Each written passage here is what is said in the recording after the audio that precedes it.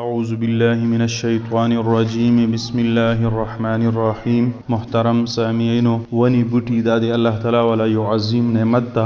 ونی بوټي په فضا کې چې کومه په هوا کې کومه آلودگی موجوده وي هغه ننا جذب کوي و د ونو بوټو د وجې نه د ځمکې درجه حرارت کې کمی روسي و د ونو بوټو د وجې نه فضا چې کومه ده خوشګوار کیږي، درجه حرارت کمیږي. دین اسلام کې ونو بوټو لګونو باندې او فصلونو کرنو باندې ډیر زیات زور اچول شوی ده. د ونو بوټو اهمیت په باره کې ډیر زیات احادیثونه دي.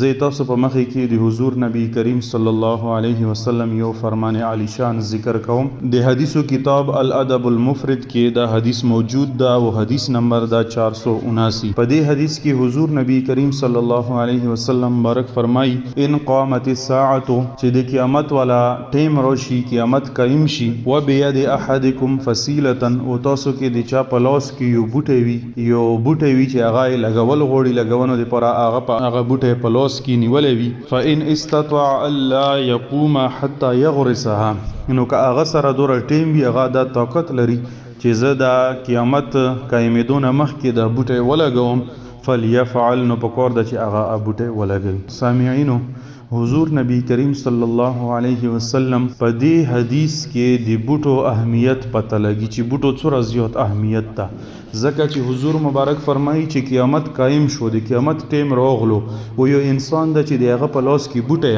او هغه بوټی هغه یا لګولی دی، نو په کار ده چې هغه د قیامت د قائمېدو نه مخکې که د دوره ټیم ملویږي چې دا پکې دا بوټی لګولی شي، نو په کار ده چې دا بوټی پکې ولګوي. نو حاضرینو، دې نه علاوه نور ډیر زیات حدیثونه په هغې کې د بوټو والا اهمیت بیان شوی ده. حاضرینو، تاسو ګورو چې د څو کالو کې د ځمکې والا درجه حرارت چې کوم ده دا زیاتیږي، په دې کې اضافه کیږي.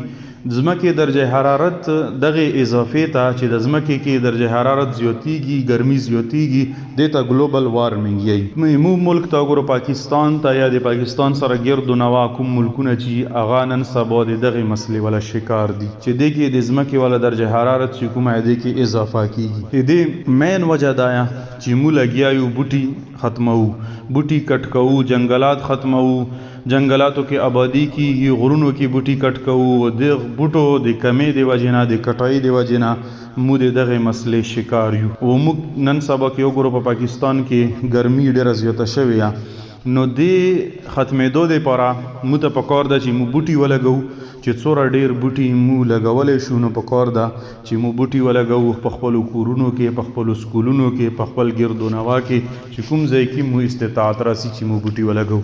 الحمدلله ثم الحمدلله، موږ خپل ادارې اسلامیک سینټر دارالعلوم حنفیه جنیدیه جمو منډیر کې نن شجرکاری مهم وو، د سپرلی والا آغاز ده. د سپرلی په آغاز کې موږ خپل ادارې دارالعلوم حنفیه جنیدیه جمو منډیر کې بوټي ولګولو.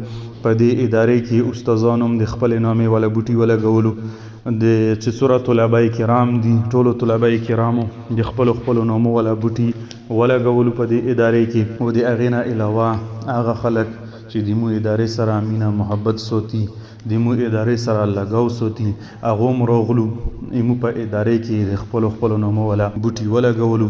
د مو په دې ادارې کې مو چمن ولګولو، ګلونو بوټي مو ولګولو، د فروټو بوټي مو ولګولو. الله تعالی دې مونږ دا قبول کړي او الله تعالی دې دا مو دپاره د خیر والا سبب جوړ کړي. و چې کومو خلکو په دې کې د مو سره تعاون وکړو، الله تعالی دې دوله دغه تعاون قبول و مقبول کړي. نو حاضرینو، بوټي یو بهترینه صدقه دا ډیر زیات اجر لري. نو دې کې چې کومو کسانو څومره تعاون کړی الله تعالی دې قبول کړي.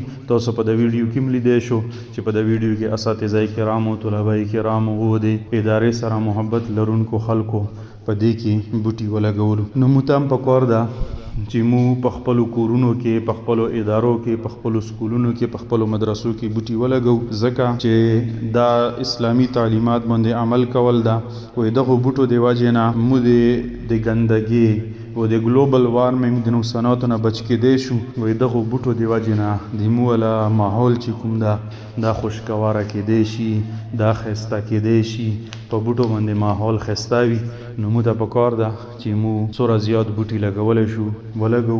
اوس د سپرلی والا سیزن ده، د سپرلی والا موسم ده، نو پکار ده چې د سپرلی والا موسم کې مو بوټي ولګو ان شاء الله. چې چا څوره پورې ما د اواز راسي، ما د ټولو محبت کوونکو د بوټو سره مینه لرونکو نه دا امید ده چې ان شاء الله هغه بم د خپل وسعت مطابق د سپرلی په موسم کې بوټي لګوي.